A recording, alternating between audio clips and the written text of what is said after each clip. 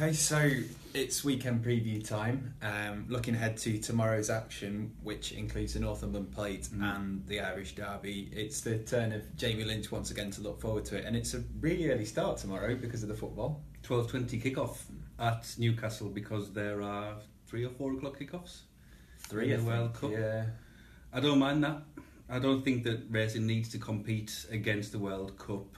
I think these sort of big tournaments come round twice a year, don't they? Euros and the World Cup. It always falls in this specific Newcastle meeting. In the past, they've sort of always tried to adhere to or accommodate it in the sense of putting big screens up, but I don't see any problem personally with a big heavyweight like that, of trying to ignore it or trying to help the whole experience. So the only way Newcastle can fill its own ground and can keep people happy, I think, is by accommodating them, and in some ways the TV audience as well, by this early 12:20 kick-off. So it's something different, but I think it'll work, and I think that we'll be revisiting this in a few years to come and thinking that was a good idea. Yeah, it's good to see, because if England win on Tuesday, which they're not guaranteed to, they will play the following Saturday. So I believe the eclipse has been pushed back as well. And yeah, I think it was on the post today that they are accommodating. It just makes all sort of sense, doesn't it, to go into these big tournaments with both eyes open. It's no good trying to ignore it or bury your head in the sand and say we can speak for ourselves.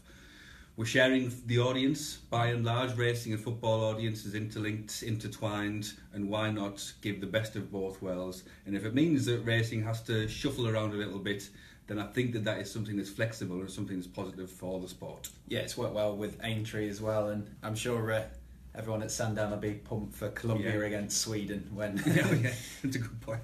So we'll kick off at Newcastle, 12:20 to start, and it's a wide open sprint handicap.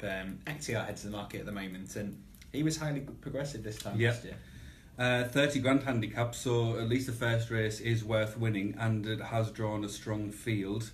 We've got a little separated by a lot here, in terms of a lot of good horses with a little ratings band. So we've got as many as 6 of the 14 are between 95 and 100. So it's almost like a compressed handicap. At the top, as you said, is XTR. And I sort of think that Roger Varian thought that he'd be playing in a higher league at this stage of his 4-year-old career, given the development he made as a 3-year-old. Now, certainly one of the wheels came off last time, but he's been given 2 months off since then. The all-weather is a question mark, his well-being is a question mark, but there's still that sense of, if XTR puts it all together and pulls himself together, then he might just be a bit too classy for these.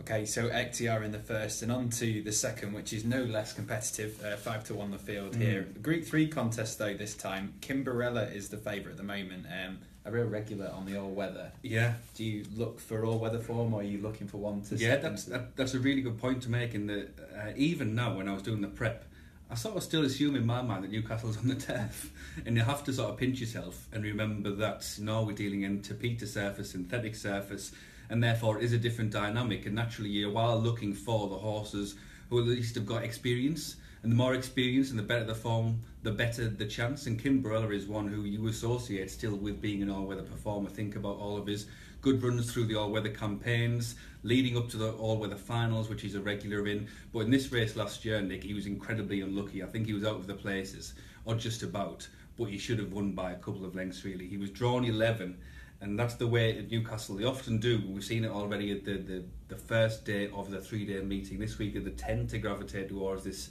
stand rail. In a 6-furlong sprint with his draw, he just got locked up and was out too late in the finish, and was beaten by a Hugo Palmer 3-year-old called Curragh. The reason I mention that is because Never Back Down is a Hugo Palmer 3-year-old in this. And you look at that form last time, he beat the Commonwealth Cup winner.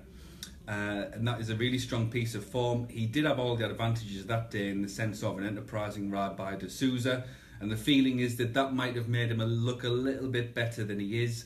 So I do think that even though Kimberella is the favourite, I think that 5-1, is he 5-1? Yeah, 5-1. I think that's fine. I think he should be more like 7-2 really, given that he's proven an all-weather, whereas a few of these aren't. So when you look at his main opposition, you're dealing in Yafta, the 3-year-old, who hasn't put a foot wrong this season, but is coming back to all-weather and coming back to 6 furlongs, something a bit different for him. Dream of Dreams is probably the most talented horse in the lineup, but we haven't seen him since he sort of fluffed his lines a bit in the Aberdant. And the combination of the absence and the all-weather just leaves him with a couple of question marks. So I think it's boring, but it's really robust to say that Kimberella, you can't knock him out the first three, I don't believe. His second last time to Sedancelot was a really good run, because that is a really smart sprint to Sedancelot, and certainly a group horse. So I think the Kimberella, you know what you're going to get with him, you know what he's going to do, and with a bit more luck than last year, which hopefully is an option to him from stall 7, you can't kick him out the 3.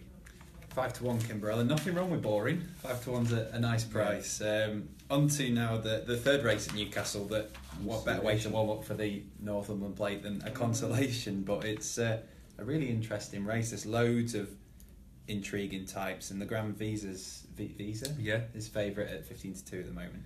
Frankel, more than we see these Frankels, the more we see the stamina. And for the Grand Vizier, I think that stepping up to 2 mile was a real plus point for him. I have got a theory with the Grand Vizier, and that is he's a real slow burner. He takes all his time to wind up, and at Haydock last time when he was up to 2 mile, he was off the bridle 3 furlongs out, and he just got up from Byron towards the finish. Now, Newcastle's got a long straight, but the nature of Tapeta and the nature of these races means that you've got to have some cruising speed to get in a position. And when you think back to how both the Consolation Plate and the Plate itself have developed in recent years, it's not a bar to those who are held up, but you need to have pace in order to either get out of a spot or to get into a good spot. And I think that he might lack the pace necessary to not find himself in trouble swimming around 2 furlongs out when everything's happening around him. So I'm a bit wary about the Grand Vizier, all to do with the Tapeta surface. I've just noticed that the Timeform top rated, who's Davies Dilemma,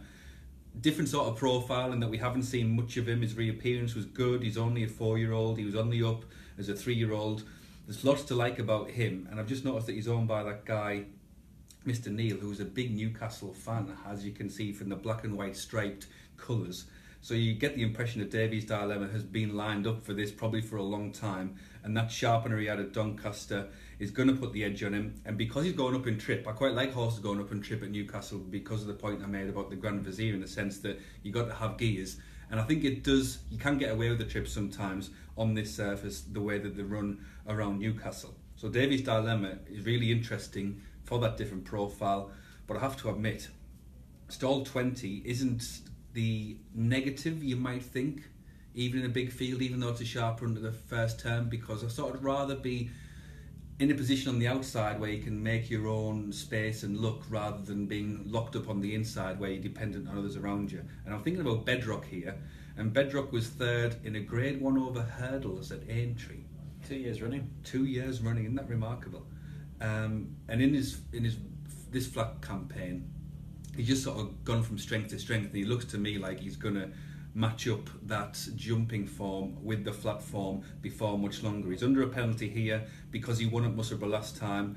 I think he's ahead of the game because he's due to go up more in the handicap than he will be carrying a £5 penalty. And I just absolutely love the way I watched it back. He won at Musselburgh because it's exactly the right playbook, Nick, that I think you need for this specific race, in that he travelled, he was able to quicken on request, and he put it to bed very quickly. So this is a horse who, he's got the hurdles form to make him well handicapped. He's coming off the back of a win. He's ahead of the game in handicapping terms, and he's got exactly the right tools for this job. So despite stall 20, it's a strong vote actually by me for Bedrock in the Northumberland Plate consolation race, which is at 1:30. 1:30. Most of us are still in bed by 1:30 on a Saturday. No comment. No comment. I'll very quickly ask you about Danny Day in this race, because he won this 2 years ago, and I wrote about him for my Timeform about a month ago when on his reappearance. And it could have been argued that he bounced last time out. Yeah, I think I did that report for Timeform in the Ascot Stakes, and turning into the straight, he looked poised to. He was nearly favourite that day in the Ascot Stakes, and he looked poised to justify it. He was in 3rd. He had a real sort of open run at it. It looked like Pat Dobbs was swinging away, and therefore it was disappointing that he faded into 10th. And I think it was a classic example of a horse who had 700 days off prior to Goodwood, and one for the bounce theorists. That is the theory that there's so much adrenaline and so much effort put into that first run that there is some natural recoil after that.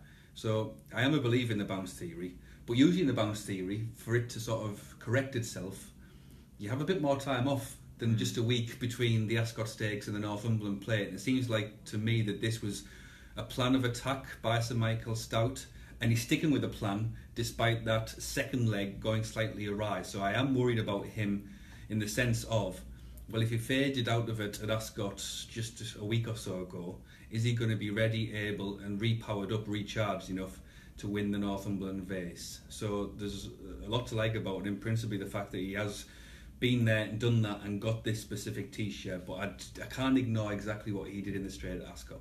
Okay, 9-1 then Bedrock the pick there. We'll go into the main race now, and it's equally as interesting as the consolation. And in Withhold we've got the Cesarewitch winner, who we haven't seen since, but looked potentially at a group horse in the making. Yeah, he did.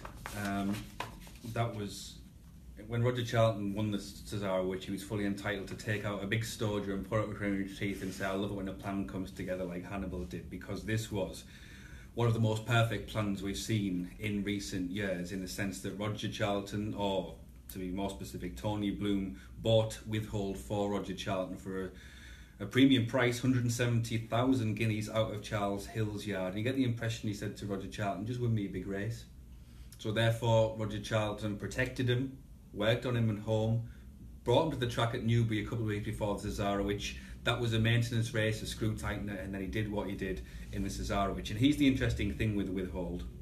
It's that he's gone up £12 for winning the Cesarewitch. And normally I always think that because of the unique test of the Cesarewitch, 2.25 miles, the configuration of the track, and that you're sort of running over a full mile almost for the finish, that I never really think that form is transferable. I never really think that it's a piece of form in the wider scheme. But everything since then makes you think that Withhold did something exceptional today when you see it in light of all the horses he beats. And I'm thinking the second was London Prize, who won the Elite Hurdle later in the year, sadly lost his life, but was still going strong. You think about the Ascot Stakes winner, we were talking about Danny Day, weren't we? Lagos to Vegas for Willie Mullins. That horse won this year's Ascot Stakes. I'm thinking about Swamp Fox, who on his next start, having finished fourth in the Cesarewitch, won the Irish November Handicap. I'm thinking about Magic Circle, who's won the Chester Cup and the Henry II this year, having finished down the field. So my point about Withhold is that this isn't ordinary form. This isn't Cesarewitch form. This is really strong handicap form. And it puts into perspective that £12 rise, which makes you think that, yeah, that horse has got the ability, in light of others, that he can still defy that. And I think the icing on the cake, Nick, is that your initial question is that he probably looks a group horse. Well, he's been given a Goodwood Cup entry recently. So Roger Charlton clearly thinks he's a group horse as well. So there's still a lot of mileage in Withhold, and I wouldn't be too concerned that this is his first start of the season, given the planning and the preparation that went into his Cesarewitch win. So all I'd say is that it's very hard to get away from Withhold, but by the same token, he's a 4-1, 7-2 favourite. 7-2 in shortening, 100 to 30 as well. Is that right? So, yeah. In a 20-runner field, things can go wrong. He is off a long absence, and he's got limited all-weather experience. He has been to Kempton or one of the all-weather tracks once before and seemed to run to form, such as it was at the time. But this is a different sort of test. And obviously, if you think back to Cesarewitch, Sylvester de Souza, who rode him that day, took control from an early stage and never let it get away from him. It's going to be harder to do that to this field on a more conventional track on this surface. Yeah, we saw what happened to Dreamfield last week. He's probably the one to take out of that race. But imagine if you back Dreamfield. Oh no! That Brian Meehan first time out, Bacchus comes and does you a 33-1. You've been crying your eyes out. Did he go off 2-1 Dreamfield? Yeah, 2-1. 2-1 in the Wokingham. I remember looking at it the day before with Mods. He did the thing, and it was 16-1 bar Dreamfield. I know the prices worked out, but I've never seen anything like it for such a big handicap like that. Is there any? I'll ask you this. Give me a probability percentage chance. Oh no, my maths is awful. Just think about odds. What percentage chance that Withhold goes off the same or shorter price in this than Dreamfield did in the Wokingham? I mean, I can see it happening, but after last 50-50 or a bit more than that? I'd say possibly after last week, punters might be inclined to look. Yeah, but there is a chance. I mean, there is a chance with this horse for Definitely. the reasons I hopefully explained, that he could go off 2-1, and you think madness, don't you? But there's lots. This is a very unusual horse for the Northumberland Plate. You do sometimes get group horses running it, but they're normally coming down after a spell in group races rather than on the up, such as Withhold is. And for all that though, there's plenty of course form here. There's the last year's 1-2, Higher Power and Natural Scenery, and they both had sort of differing campaigns since. Yeah, and Higher Power is going to have to win the race for the second year of running. Tominator won it with the gap in between. He won it in 2011, 2013. And I think the point with Higher Power is that he's only £1 higher this year in terms of the handicap mark, but in real terms for the weight he has to carry. And I think that you can say that he's as good this year coming into it as he was last year, given that he was second to Weekender, that improving stare of John Gosden's at Chelmsford last time. So I think it counts for quite a lot that skill set I was talking about, to do with the all-weather, to do with the Newcastle, to do with this specific type of race. He showed every skill available when he won this last year. Travelled well, responded on request, got into the front, and then dug really deep to see off Natural Scenery when he had to. So he's one of the many horses who you can make a really good case for. Natural Scenery, really difficult to catch right, but we've seen in recent weeks it's baffling with this maiden form. Some have come back and done really well, and others have come back and flopped. And this is off the plane, as they say, isn't it? This is the first start for Natural Scenery after that spell in Dubai. I didn't like her in Dubai. I backed her a few times out there in the belief that Dubai racing would suit her, but I thought she became a bit more temperamental as she went on. So I think the break might have done her good. Coming back to Britain might do her good. And in a very a very sort of stark explanation, she was second nicked last year off 103. She comes into it this year off 101. So we know she can do it off that mark, and we know she can do it at this track. So she's another one who fits into that definitely maybe category, who about half a dozen or probably 10 of them do fit into. Yeah, a quick word on Amazing Red as well, who's absolutely thriving. I really like Amazing Red, and he's the sort of horse who I turn my nose up a bit and the first glance through the race, but the more I dug into it, the more I liked what I saw. And I think the main point with this horse is that he's a half-brother to Red Caddo, and Red Caddo obviously is a hero of a horse who many of you watching will know his work, but Red Caddo in his first season, in Timeform terms, he got to 97, second season 108, third season 121. Amazing Red, in his first season, he got to 90, then he's up to 98, then he's up to 108. So he's certainly following the older brother's path in terms of general direction. And I think that he's growing all the time. And he's coming into this race at exactly the right time. And that he comes off a peak performance at Newmarket. He won by 3.5 lengths. And he carries just a £5 penalty for that. So he's due to run off 102 in the future. He's £4 well in. He's got all-weather winning form, which is crucial. He's got a good draw in 8 in the middle, which means that Jim Crowley can sort of pick and choose, and he's got the gears to go really well around here. So I really like Amazing Red the more I look at it, and I think that he'd be my pick at the prices, even though I've got great respect, of course, for Withhold, and there is just a chance that Withhold wins by 6 lengths and then goes on to contest the Goodwood Cups and the Melbourne Cups. I will get you to settle a debate very quickly, because when I saw this, we've already mentioned it, when I saw this horse, all I think of is the capital of Nigeria, but I've seen rogues on Twitter say it's LA goes to Vegas rather than Lagos. Is it? Yeah, but it's spelled completely wrong. Why would you say that LA goes to Vegas? That's all I've seen on Twitter. Right. And then people have tweeted saying it's LA goes to Vegas, but all I can think of is Lagos. As in Nigeria. Lagos to Vegas. Oh yeah. Yeah, I don't know that. I'll try and find that out. Yeah, I can't remember who it was. I've seen there was a few tweets last week, sort of like spelling it out LA and then spreading it. But the commentators who normally are all over this are British commentators. Yeah. Barty, I think it was Barty who did it by last cut, and he was calling it Lagos to Vegas. Yeah, that's what threw me a bit, because I assume it sort of makes sense though. LA goes to Vegas. I quite like that. Well, they should have just. It's not over the character limit. It should be an E in there. Yeah. Anyway, much like my argument with David O'Mara is that if spell it that way, then if that's how we're going to pronounce it, then spell it that way. Yeah, you can forgive it if it was 20 characters, but anyway, I quite like LA goes to Vegas. Yeah, I'm doing ATR up there. The Northumberland Plate tomorrow, and I might introduce this hot topic. Is it Lagos to Vegas or LA goes to Vegas, and try and endeavour find out what's what. Yeah, absolutely. Let me know, because it annoyed me that last week. LA goes to Vegas. I like that the more I'd say it. Yeah. Anyway, we'll leave that and move into the Irish Derby now. Arguably tomorrow's feature, depends which side of the Irish Sea you are, really. I think we can say that it is the feature. As good as Newcastle is and as hearty and traditional as it is, we can't overlook them. There's a classic going on at the Curragh, and a really important classic, isn't it? Because I think that Saxon Warrior is a bit like the England team, and that the awful, terrible word, but the sort of natural go-to debate is this momentum idea, isn't it? In that England had all this momentum that was halted last night by the defeat by Belgium, and there's loads of excuses to say why they got beat. Team changes. Did they really want to win? Were both teams off? So there's loads of considerations, but the big question from now is what happens next, isn't it, with England? Because if they regain that momentum and smash Colombia all over, then it's the best decision ever made, and you can totally excuse and explain everything that went on last night.